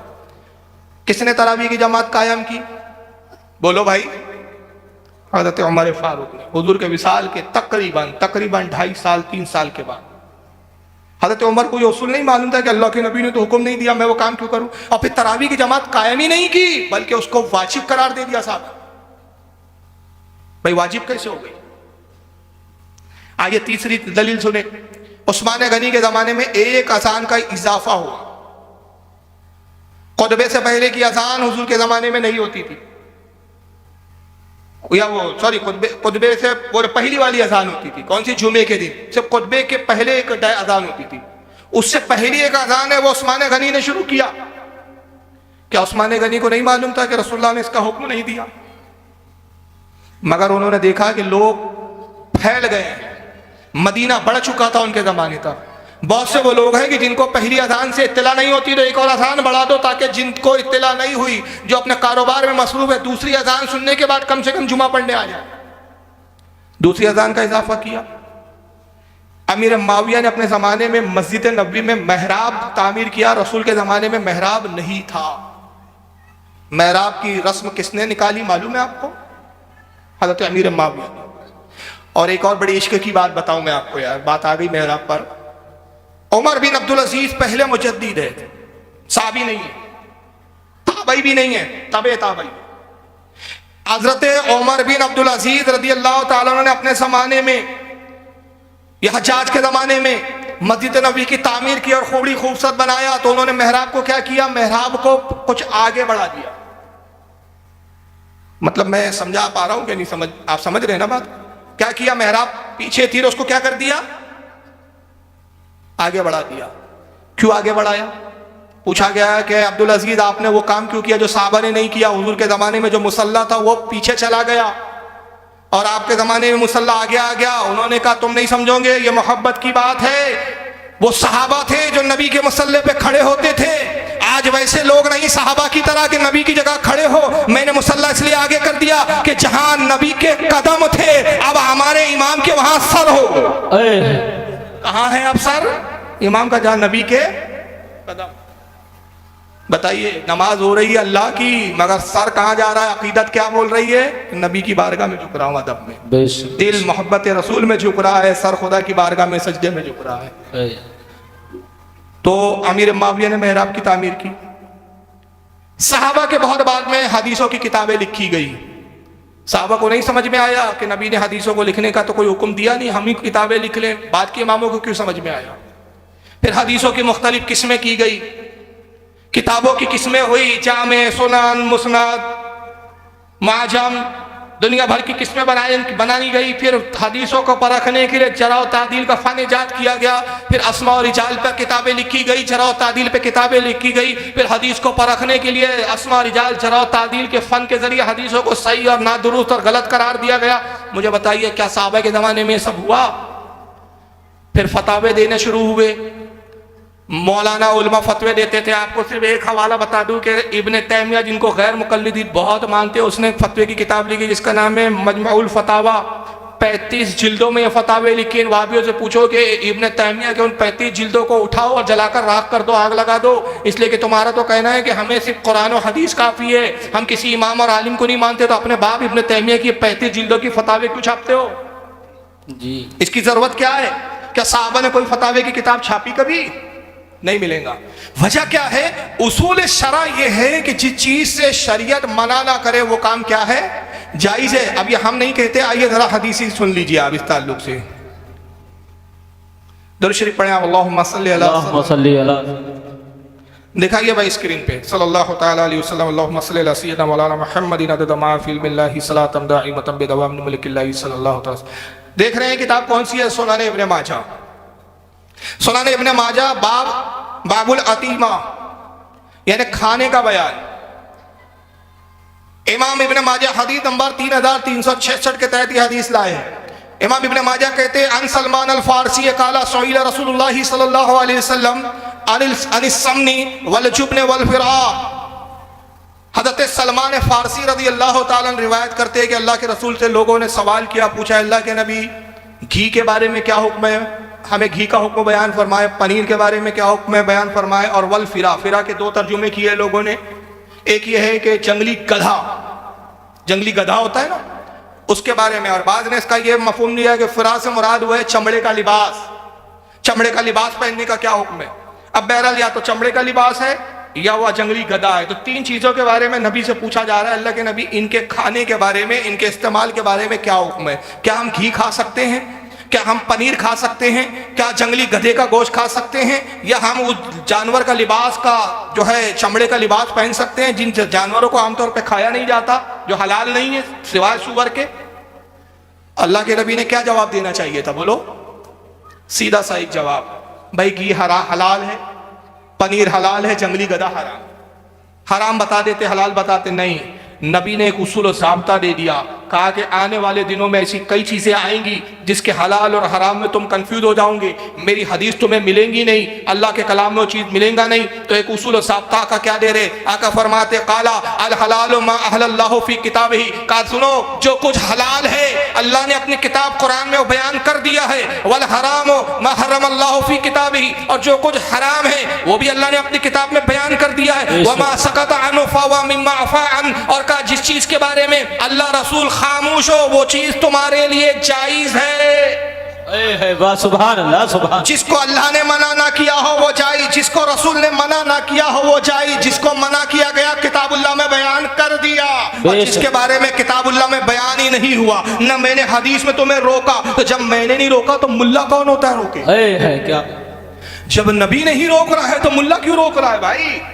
तो अब मिलाद मनाने के लिए हमें दलील इसकी नहीं देना है कि किसने मनाया और किसने नहीं मनाया, तुम्हें देना है कि किसने रोका और किसने मना किया। जी कि साहबी ने मना किया ये दलील तुम दो। जायज के लिए हमारे लिए उसूल नबी का काफी है कि जिससे अल्लाह रसूल ने तुम्हें ना रोका तुम्हारे लिए वो चीज। और ये किसी बरेली के मौलाना का फतवा दिया है मैंने कि हदीस से फतवा दिया? बोलो भाई, हदीस है ना, सुनाने इब्ने माजा सियाह सित्ता में है ना, और फिर इस हदीस को इमाम तिरमिजी भी लाए हैं। कितनी किताबों का इनकार करोगे बेगैर? तो इमाम तिरमिजी भी अपनी सुनन में लाए हैं किताबुल लिबास के अंदर हदीस नंबर 1776 के 26 के तहत। इमाम हाकिम भी इस हदीस को लाए हैं अपनी अल मुस्तदरक में हदीस नंबर 7115 के तहत। इमाम तबरानी भी इस हदीस को लाए हैं माजुमुल कबीर के अंदर हदीस नंबर 6124 के तहत। हज़रत इमाम हैसमी भी इसको लाए हैं अपनी किताब हदीस की मजमऊ सवाइद हदीस नंबर 794 के तहत। इमाम बहकी भी इसको लाए हैं सुननुल कुबरा के अंदर हदीस नंबर 19722। मेरे पास कई हवाले हैं, यानी वहां से लेकर यहाँ तक हर जमाने के उलमा इस हदीस को बयान करते आ रहे, और उसूल यही बयान कर रहे हैं कि जिससे अल्लाह रसूल ना मना करे वो तुम्हारे लिए जायज। ममानियत के लिए दलील चाहिए, जो मना करता है वो किताबुल्लाह में दिखाए मना कहाँ लिखा है, जो नाजायज और हराम बोलता है वो हदीस में दिखाए हदीस में रसूल ने कहाँ रोका है। मगर इन मौलियों की बेगैरती देखो, कहा मिलाद में ईद हो गई है कि अल्लाह के रसूल ने हुक्म दिया, और जब ऐसी सूरत हो जाए कि लोग मिलाद मनाए तो क्या करो, फमन जादहु बियदिही फहुव मुमिनून, ऐसे लोगों से जंग करो, जिहाद करो। यानी मिलाद मनाने वाले इनके नजदीक इतने बड़े मुशरिक के उनसे जिहाद करना इन पे फर्ज हो गया है। जिहाद किससे किया जाता है? दूसरे लफ्जों में जो आपको ताने देते हैं ना कि बरेलवी सबको काफिर कहते हैं, ये खुद हमें काफिर कह रहे हैं। इनके नजदीक क्रिसमस डे मनाने वालों से जिहाद फर्ज नहीं है, नेशनल डे मनाने वालों से जिहाद फर्ज नहीं है, वो किसी और माबूद का जन्मदिन मनाने वालों से जिहाद फर्ज नहीं है। किससे फर्ज है? जो अपने नबी की मिलाद मनाते उनसे जिहाद फर्ज है। और कहते हैं कि उनसे जिहाद करो, और अगर तलवार से ताकत से जिहाद नहीं कर सकते तो क्या करो फिर, फमन जहदहु बेलिसानिही फहुव मुमिनून, तो जबान से जिहाद करो, उनके खिलाफ जबान से बोलो, उनके खिलाफ जबान इस्तेमाल करो, ये भी एक तरह से जबान का जिहाद है। और अगर जबान हिलाने में भी डर महसूस हो, बरेलियों की तादाद ज्यादा हो और डरों के तोड़ताड़ कर देंगे ये लोग, तो फिर क्या करो? मौलवी साहब कहते हैं फमन जादहु बेक़ल्बिही फहुव मुमिनून, अपने दिल से जिहाद करो और अपने दिल में इनसे नफरत रखो। क्या नबी की पैदाइश मनाने पर इतने बड़े मुजरिम हो गए कि तुमसे नफरत की जरूरत पड़ गई इनको? क्या कसूर है आपका, बताओ? नबी पैदा हुए, ये भाई हम जिक्र कर रहे हैं कि आज की तारीख 12 रबीउल अव्वल को हुजूर क्या किए, तशरीफ, कौन सा इसमें गुनाह हो गया? भाई नबी आए, खुशी मनाओ, आज खुश हैं हम कि आज ही की तारीख को हमें हमारा नबी मैसर आया, हमें हमारा नबी मिला। नबी ना मिलते हमारी जिंदगी कुफ्र के आलम में गुजरती, नबी ना होते हमारी जिंदगी दोज़खों वाली जिंदगी हो जाती। नबी मिले तो सारी नेमतें हैं, नबी मिले तो सारी बरकतें हैं। हम इस बात को लेकर उस तारीख जैसी वो तारीख आई जिस तारीख को सारी नेमतें आई, सारी बरकतें आई, अल्लाह का इनाम हमें दिया गया, हम खुश हो गए। आपके पेट में क्यों तकलीफ हुई? क्या प्रॉब्लम है इसमें? कौन सा गुनाह का काम किया? कैसे शिरक हो गया? कैसे हम मुशरिक बन गए? कैसे हम पर आपका जिहाद फर्ज हो गया? अरे मिलाद मनाकर तो हमने तौहीद को बुलंद किया, मिलाद मनाकर हमने तौहीद का तहफ्फुज़ किया, मिलाद मनाकर हमने शिर्क के रास्तों को रोक दिया। और कैसे शिर्क के रास्तों को हमने बंद किया, कैसे हमने तौहीद को बुलंद किया।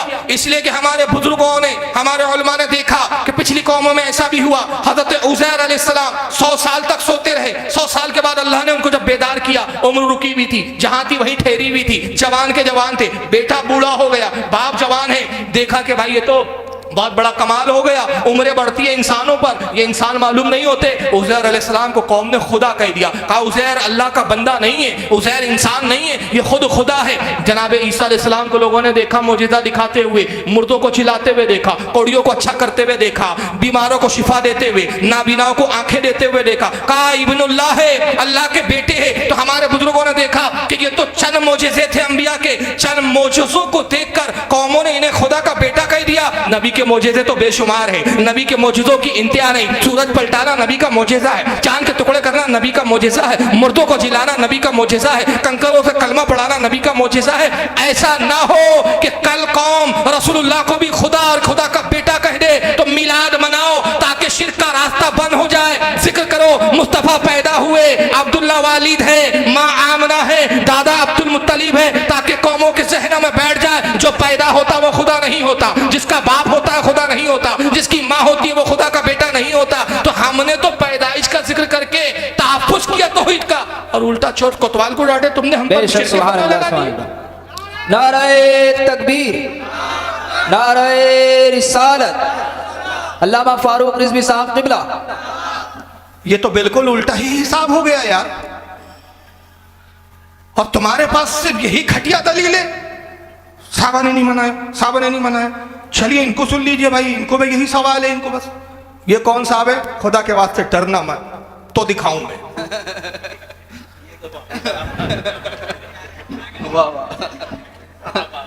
क्या करे भाई, शक्लें ऐसी है जी, शक्ल ही ऐसी है। नूरानियत कहां से रहेंगी जब दिन रात नबी की गुस्ताखी करते हैं। नूर बेशक बेशक जी। मौलवी तौसीफुर रहमान है, सऊदिया में रहते हैं। जी सुनिए क्या कहते हैं। सुनिए। मुझे कल ही किसी भाई ने कल ही भेजा हजरत कादरी साहब का, वो खोल के बैठे हैं किताबें। 10वीं सदी में उसने बनाया, 12वीं सदी में उसने बनाया, 9वीं सदी में उसने बनाया, 8वीं सदी में उसने बनाया, बुजुर्गों के हवाले दे रहे हैं। हम कहते हैं भाई आपने ये हवाले देके क्या कमाल कर लिया। ये तो हम खुद मान रहे हैं कि ये काम शुरू हुआ है 6वीं सदी हिजरी के लास्ट में। मलक मुजफ्फर ने, शाह अरबल ने इस बिदअत की बुनियाद रखी। अगर आपको दावा है ईमान का, अकीदे का, तो मुझे दिखाओ अबू बकर ने बनाया, उमर, उस्मान, तलहा, साद, सईद, जुबैर रिज़वानुल्लाह अलैहिम अजमईन ने बनाया। सहाबा का दौर जिसके बारे में प्यारे नबी ने फरमाया था बेहतरीन दौर मेरा, फिर मेरे बाद, फिर उसके बाद ताबईन ने बनाया, तबा ताबईन ने बनाया, मुहद्दिसीन ने बनाया, आइमा दीन ने बनाया। ये तो 6वीं सदी हिजरी से आपने इसकी बिदअत की बुनियाद रखी है, और आप अब पेश कर रहे हो पब्लिक के सामने किताबें खोल के कि देखो जी फलाने मन। यानी देखो ये है जाहिल कौम। कहते हैं मौलाना ताहिरुल कादरी पाकिस्तान के, किताबें खोल के बैठे हैं और कह रहे हैं भाई 6वीं सदी में भी मिलाद फला इमाम ने कहा मनाया, फला इमाम ने मनाया। हमें बताओ अबू बकर ने मनाया। यानी ये जितने 6वीं सदी, 7वीं सदी, 8वीं सदी, 500 सदी, 300 सदी जितने थे सब बेवकूफ थे। अकलमंद का बच्चा अब पैदा हुआ है। अकल देखो, वो इमाम थे, उनको हदीसें नहीं मिली, इस फटीचर को सारी हदीसें मिल गई। उनको इतना सा उसूल नहीं समझ में आया, अबू बकर ने नहीं मनाया, हम क्यों किताबें लिख डाले इस पर।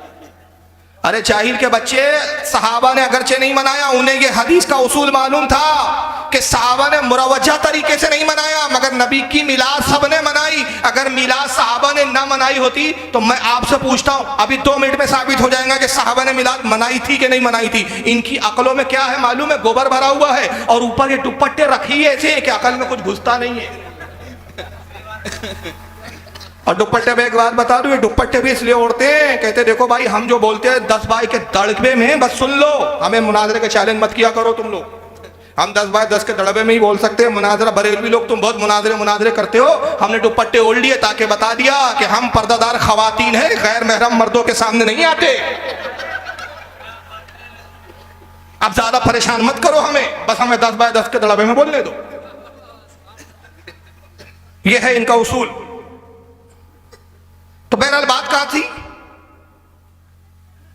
कि सारे इमाम लिखते आ रहे हैं किताबें, तो साहबा ने मनाया नहीं, वो कहते 2 मिनट में मैं साबित करता हूं। हुजूर किस तारीख को पैदा हुए? वक्त क्या था भाई? सुबह सादिक, फजर से पहले का जो वक्त होता है वो वक्त सुबह सादिक। रात जा रही है, सुबह आ रही है। रात जाते जाते भी मुस्तफा का दीदार कर रही है और दिन निकलते निकलते मुस्तफा का इस्तकबाल कर रहा है। यह है वो वक्त खास। ना रात को मायूसी ना दिन को मायूसी, एक दूसरे पे फक्र नहीं कर सकते। दिन में पैदा होते हैं, रात मायूस हो जाती, शिकायत करती रब्बे कदीर मुझे महरूम रखा।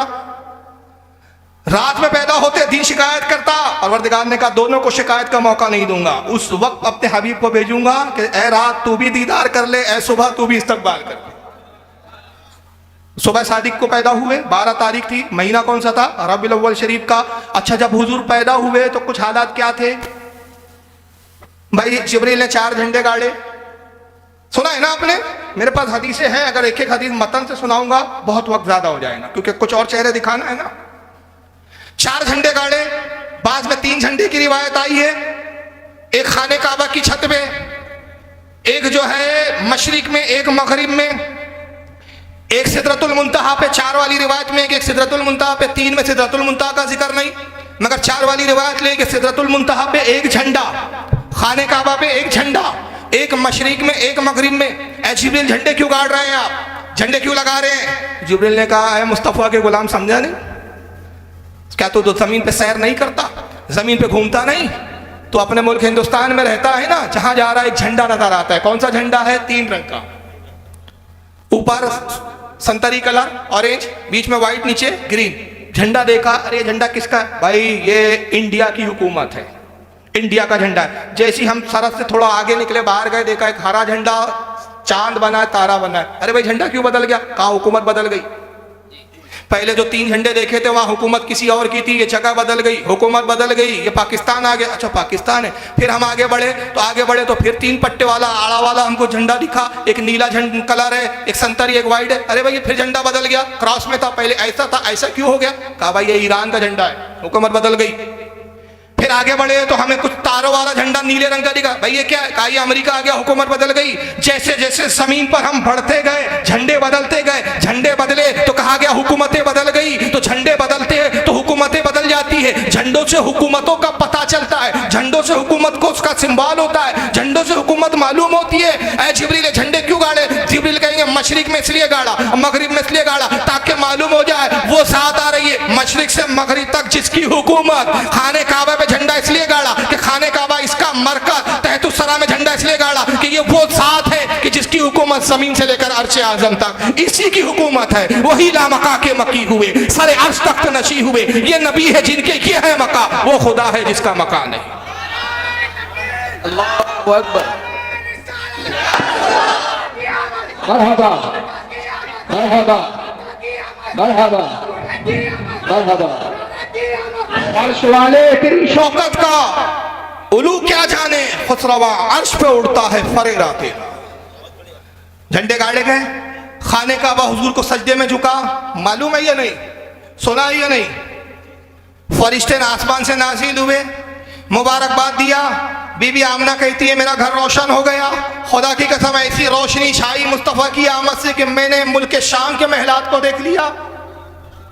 सारी हदीसें मौजूद, कितनी सारी हदीसें मौजूद।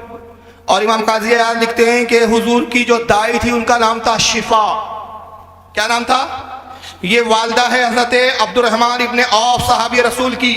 अब्दुर्रहमान इब्ने औफ बड़े जलील कद्र साहबी, ये दाई थी। वो कहती है खुदा की कसम मैं हुजूर की बारगाह में दाई के फराइज अंजाम दे रही थी। जब मुस्तफ़ा तौलूद हुए, पैदा हुए, मैंने देखा नाफ बुरीदा है, नाफ कटी हुई है, खतना शुदा है। मैं हैरान हुई कैसा अजीब बच्चा है, खतना शुदा आ रहा है, नाफ बुरीदा, नाफ कटी हुई है। आवाज़ आई, हातिफ ने कहा ऐ शिफा ये हमारा बड़ा महबूब बंदा है, नाफ बुरीदा इसलिए भेजा कोई नाफ काट के ऐसा न जताए कि मैंने मुस्तफ़ा की नाफ काटी थी। खतना शुदा इसलिए भेजा खतना करके कोई मुस्तफ़ा पे ऐसा न बताए। और अगर दाई हलीमा पालेंगी, खुदा की कसम दाई हलीमा ने मुस्तफ़ा को नहीं पाला, मुस्तफ़ा ने दाई हलीमा को पाला है। किसी का मेरे महबूब पर एहसान नहीं, सारी कायनात पर महबूब का एहसान। हज़रत शिफा कहती है मैंने देखा मोहम्मद सल्लल्लाहु अलैहि वसल्लम के लब हिल रहे थे, मैं हैरान हुई ये कैसा बच्चा है, पैदा होते से ही लब हिल रहे। बच्चे पैदा होते तो रोते हैं, बिलखते हैं, चीखते हैं, ये लब हिल रहे। मैंने अपने कान को मोहम्मद सल्लल्लाहु अलैहि वसल्लम के लबों के करीब लाया, आवाज़ सुनी, मुस्तफ़ा कह रहे थे रब हबली उम्मती, रब हबली उम्मती, रब हबली उम्मती। बताया कि मैं नबी हूँ, अपनी उम्मत को जानता भी हूँ, पहचानता भी हूँ। अल्लाह मेरी उम्मत को मेरे हवाले कर दे, मेरी उम्मत को बख्श दे। हज़रत शिफा कहती है कि मैंने बीबी आमना के पहलू में मुस्तफ़ा को रखा, अचानक मुस्तफ़ा गायब हो गए, निगाहों से उजल हो गए। बड़ा एक नूर कमरे में आया, आंखें चुंधिया गई। हम हैरान हुए, मैं रोने लगी। हाय क्या हुआ?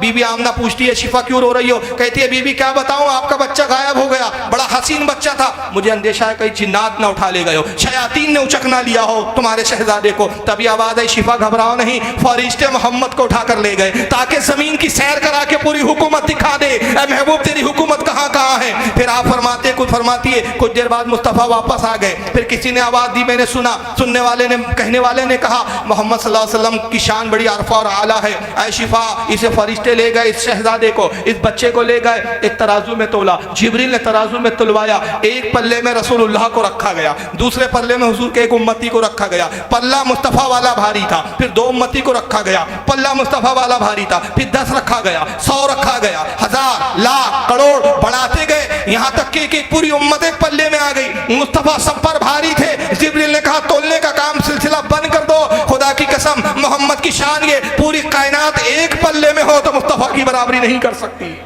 नारे तकबीर, ये हदीसें हैं या नारे रिसालत, शान मुस्तफ़ा। ये हदीस आपको क्या जिब्रील ने आके सुनाई? कैसे आई आप तक, कैसे पहुंची आप तक? इमाम काजी अयाज फरमाते हदीस ऐसी पहुंची कि जब शिफा ईमान लाई, सरकार ने जैसी ऐलान नबुव्वत फरमाया, ईमान लाने वालों में सबकत करने वालियों में थी, क्योंकि हुजूर की पैदाइश के वक्त तो मुझे देख चुकी थी, जानती थी ये आज नहीं तो कल जरूर नबुव्वत का ऐलान करेंगे, नबी है। इंतजार में थी कि कल मोहम्मद सल्लल्लाहु अलैहि वसल्लम नबुव्वत का ऐलान करे और मैं ईमान लाने में सबकत करूं। ईमान लाई हजरत शिफा। इमाम काजी अयाज अपनी किताब शिफा, उनकी किताब का नाम भी इत्तेफाक से शिफा ही है, उसमें फरमाती हैं, बड़े जलील क़द्र इमाम हैं, कहते हैं कि सहाबा इकराम हजरत अब्दुर्रहमान इब्न औफ के घर आते और अब्दुर्रहमान इब्न औफ से कहते हैं अब्दुर्रहमान क्या आपकी वालदा शिफा घर में है? और कहते हैं हाँ हाँ। कहा क्या बात है, क्यों हमारी वालदा से मिलना चाहते हो? कहते हैं कि हम तुम्हारी माँ से इसलिए मिलने आए हैं कि हम रसूलुल्लाह के पैदाइश के हालात सुने। अब्दुर्रहमान इब्न औफ फर्श बिछा देते, उस पर कुछ चादर डाल देते, अपनी वालदा की खिदमत में आते, कहते अम्मी जान मेरे कुछ दोस्त और अहबाब आए हैं, रसूलुल्लाह की विलादत के हालात सुनना चाहते हैं, क्या आपने सुनाएंगी? कहती क्यों नहीं बेटा, मुस्तफ़ा की पैदाइश के हालात सुनाना भी बरकत का सबब है, ये बरकत से मैं कैसे महरूम रह सकती हूँ। हज़रत शिफा आती, सहाबा इकराम बैठे और उस पैदाइश के वक्त के वाक़यात बयान करती। ये वाक़या शिफा से मुंतकिल हुए सहाबा में, सहाबा ने एक दूसरे से रिवायत किया, सहाबा ने ताबईन से रिवायत किया, ताबईन ने तबे ताबईन से, तबे ताबईन ने इम्मा से, इम्मा ने उलमा से, उलमा ने हमें बताया, किताबों में लिखा गया, हर सदी में लिखा गया, तो पता चला मिलाद हर सदी में हुई। आप कहते भाई मिलाद का कोई वजूद ही नहीं, तो वजूद नहीं होता तो ये पता कैसे चलता कि आका पैदा हुए? लेकिन आइए एक साहब और रो रहे हैं, जरा साहबा ने मनाया कि जरा इनको सुन लीजिए, ये बड़े खास शख्स है भाई, इनका नाम है बड़े अजीब नाम है इनका, इन्हें लोग कहते हैं ब्रदर इमरान, लेकिन हरकतों से तो आपको कहना पड़ेगा सिस्टर इमरान। इमरान साहब क्या कहते सुनो। समझो क़यामत कायम हो गई, तब अल्लाह ताला बोले सुनिए, अच्छा क़यामत का दिन वाक़ हो गया, समझो क़यामत कायम हो गई, तब अल्लाह ताला बोले अच्छा चलो कौन कौन है मीलाद मनाए? तो हम पूरे मनाए, हम पूरे अल्लाह मनाए। तब ये तो हाथ उठेंगे ना, मनाए बल्कि उसमें अबू बकर सिद्दीक का हाथ नहीं उठेगा, उमर रज़ी अल्लाह ताला अन्हु का नहीं उठेगा, उस्मान रज़ी अल्लाह ताला अन्हु का नहीं उठेगा, आयशा रज़ी अल्लाह ताला अन्हा का नहीं उठेगा, खदीजा रज़ी अल्लाह ताला अन्हा का नहीं उठेगा, कोई सहाबी का नहीं उठेगा, पूरे 1400 साल बाद वालों का उठेगा। अल्लाह ताला बोलेंगे अरे तुम लोग क्यों मनाए?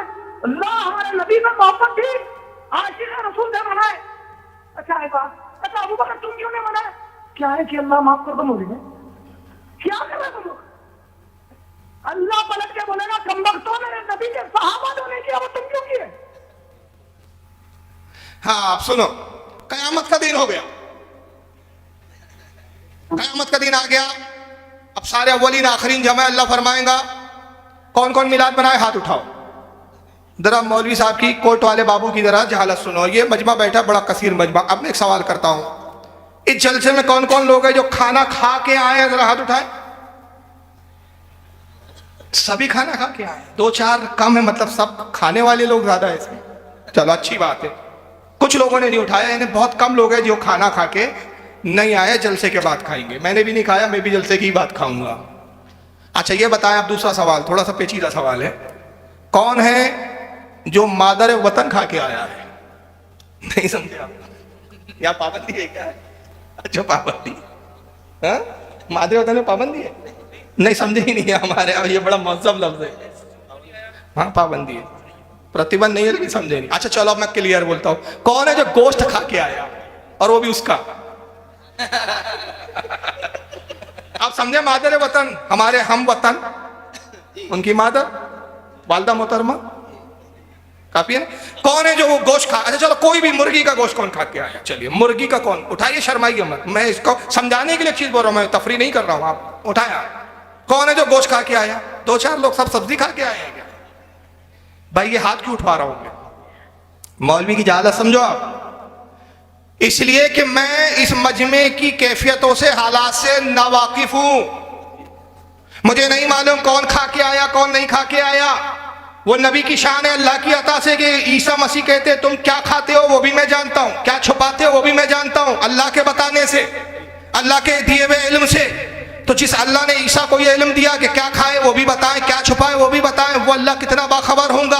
अब मेरी भी कैफियत क्या है, चूंकि मैं कोई वली नहीं, नबी तो माज़अल्लाह नबी के कदमों के धूल के कंकर के जर्रे से छूने वाली शय के बराबर भी नहीं। करोड़ों फारूक मिल जाए तो एक वली के बराबर, गौसे पाक के बराबर नहीं हो सकते। तो साहबी नबी का मकाम तो बहुत अरफा और आला है। मैं एक आम इंसान, मुझे नहीं मालूम कौन खा के आया, नहीं पता। गोश्त खाया या सब्जी खाया मुझे नहीं पता। मैंने कहा अब हाथ उठाओ। हाथ उठे तो तब पता चला कितने खा के आए कितने नहीं खा के आए। हाथ उठा तो पता चला कितने गोश्त खा के आए कितने सब्जी खा के आए। क्या अल्लाह भी बेखबर है कि कहता है हाथ उठाओ? बोलो भाई, यह है कुफरिया अकीदा, यह है इनकी चाहला। जिन लोगों को अभी तौहीद नहीं मालूम वो तबलीग करने चले। पहले तबलीग करने से पहले तौहीद के उसूल और ज़ाब्ते तो समझ लो, पहले जान तो लो। अरे परवरदिगार आलम तो इतना बाखबर है कि दिल में जो हालात चल रहे हैं, मेरे दिल में क्या चल रहा है ये नहीं जानते। ये बाजू बैठे हैं बिल्कुल करीब, सबसे करीब यही मौलाना साहब है। इनके दिल में क्या है मैं नहीं जानता। ये हमारी बेबसी का आलम, हमारे ना जानने का आलम, लेकिन रब्बे कदीर के जानने का आलम। इनके दिल से के हालात से भी वाकिफ, मेरे दिल के हालात से भी वाकिफ, सारी मखलूक के हालात से वाकिफ, जमीन की तय में रेंगने वाले कीड़े के दिल में क्या सोच है क्या चल रहा है उससे भी वाकिफ। 50 साल के बाद अल्लाह अगर मुझे हयात दे और आपको हयात दे, 50 साल बाद मैं कहाँ रहूंगा, कहाँ बैठूंगा, किस वक्त कहाँ होऊंगा मुझे नहीं मालूम, रब को मालूम। किस जगह बैठकर उस वक्त मेरे दिल में क्या ख्याल गुजर रहा होगा, परवरदिगार उससे भी वाकिफ। इतना बाखबर। और ऐसे बाखबर खुदा को तुमने कैसा बेखबर बनाया? अल्लाह कहेगा कयामत के दिन हाथ उठाओ, कौन कौन मिलाद मना के आए? मुझे तो पता ही नहीं कौन मिलाद मनाए कौन नहीं मनाए, हाथ उठाओ। अब मजमे में हाथ उठेंगे 1400 साल बाद वाले सारे बरेलियों के हाथ उठेंगे, अल्लाह हम मनाए हम मनाए हम मनाए हम मनाए। अबू बकर सिद्दीक का हाथ नहीं उठेगा। अल्लाह को पता नहीं था अबू बकर ने नहीं मनाया, हाथ नहीं उठाया तब पता चला अच्छा अबू बकर का नहीं उठा, अबू बकर ने नहीं मनाया। उमर का हाथ नहीं उठा, उस्मान गनी का हाथ नहीं उठा, मौला कायनात अली मुर्तज़ा का हाथ नहीं उठा, आयशा सिद्दीक़ा हसनैन करीमैन का हाथ नहीं उठा, साहबा का नहीं उठा। तो अल्लाह इन सुन्नियों से कहेगा सुन्नियों तुमने क्यों मनाया मिलाद? कहेंगे अल्लाह आशिक रसूल थे, तेरे नबी से मोहब्बत थी इसलिए मिलाद मनाते थे। फिर अल्लाह अबू बकर से कहेंगे अबू बकर तुमने क्यों नहीं मनाया? अबू बकर कहेंगे क्या करे अल्लाह माफ कर दे, नहीं मनाया, क्योंकि हमारे जमाने में मिलाद था नहीं। समझाना ये चाह रहे। अबू बकर कहेंगे अल्लाह माफ कर दे हमारे जमाने में मिलाद था नहीं। तो अल्लाह पलट कर बोलेगा, ये जुमले थे उनके, अल्लाह पलट कर बोलेगा कमबख्तो। ये अल्लाह की जबान है, ये अल्लाह की जबान है। अब पलट कर बोलेगा, भाई पीछे कौन बैठा मैं नहीं जानता, पलट कर देखूंगा तो पता चलेगा। लेकिन रब के लिए ना पलटना है, ना अगला है, ना पिछला है, ना दाया है, ना बाया है। वो चहतों सिमतों से पाक, वो सिमतों से पाक, वो हुदूदों से पाक, वो लिमिट से पाक। उसके लिए ना अगला है, ना आगे है, ना पीछा है, इन चीज़ों से पाक। लेकिन ये कह रहे नहीं नहीं, अल्लाह को इन्होंने एक इंसान बनाया, इंसान के पैकर में तस्वुर किया, अल्लाह यूँ बैठा है, हाथ उठवाता है, हाथ उठाने के बाद पता चलता है। जिन्होंने नहीं बनाया फिर उनसे पलट कर बोलता है, जिन्होंने बनाया उनसे पलट कर बोलता है कम वक्तो, जो काम मेरे नबी के सहाबा ने नहीं किया वो तुमने क्यों किया। तो बहरहाल इसका हम तो जवाब अभी दे चुके हैं, मैं 2-3 जवाब इसके दलील के साथ और दे दूंगा। इस ताल्लुक से 2 मौलाना साहब को और सुन लीजिए आप। अब ये आपके खास फेवरेट मौलवी साहब आ रहे हैं। हाँ, फिर मुझे छोड़ के क्यों चले गए? हजरत फातिमा से पूछो। तारीफ करने की तो जरूरत नहीं, कौन साहब है ये, है ना? बनारसी बाबू बनारस के नाजायज जवाई है, सुन लीजिए। इसके बाद मुझे बताओ, नबी अकरम के बाद हजरत अबू बकर सिद्दीक का जमाना आया। हजरत अबू बकर सिद्दीक ने 2 साल खिलाफत की। 2 साल कितने? 2 साल। 2 साल में ये 12 रबीउल अव्वल कितनी मर्तबा आया होगा? 2 मर्तबा। हम अहले हदीस हैं, हमारा कसूर ये है कि हम कोई भी काम तुम्हें करता हुआ देखते हैं, उसकी दलील मांगते हैं। मुझे इतना बता दो कि 2 मर्तबा ये 12 रबीउल अव्वल आया। हजरत अबू बकर सिद्दीक ने कभी कुमकुमे जलाए, कभी लाइट जलाई, कभी अगरबत्ती जलाई, कभी जलूस निकाला। तुम एक दलील दे दो हजरत अबू बकर से। मेरी उम्र इस वक्त 32 साल है, मैं 32 दिन तक कंटिन्यू जलूस निकाल देता हूं ताकि मेरे हर एक साल के बदले में एक पूरा हो जाए और मैं कफारा अदा कर देता हूं। चलिए, अबू बकर सिद्दीक ने जलूस नहीं निकाला, हम भी जलूस नहीं निकालते। अब फैसला ये मौलवी साहब कह रहे आगे वही, फिर उन्होंने उमर की, उस्मान गनी, वही सब बोलिए, वो उतरा सुनाने की जरूरत नहीं है, बात आपके समझ में आ गई। तो मौलवी साहब कह रहे हैं कि अबू बकर सिद्दीक ने 2 साल खिलाफत का दौर रहा, नहीं निकाला। हजरत उमर का 10 साल रहा, नहीं निकाला। उस्मान गनी का 7 साल रहा, उन्होंने नहीं निकाला। हजरत अली का फिर भी चंद साल रहा, उन्होंने नहीं निकाला। किसी साहबी ने नहीं निकाला। मुझे साहबी से अमल बता दो। कव्वाल है ये, अहले हदीसों का कव्वाल। मैं 32 साल का हूँ। 32 साल का ठोक दिख रहा है, कितना बड़ा झूठ बोल रहा। वो तो अल्लाह का शुक्र है 32 बरस का बाद चले, तो अभी दूध के दांत टूटे हैं, मैं तो अभी अम्मा की गोद से आया हूँ। कोई भरोसा नहीं इसका। अभी भी मेरे मुंह से अम्मी के दूध की बू आ रही है। अब ये भी दूध पीना छोड़ा है, 32 साल का ही।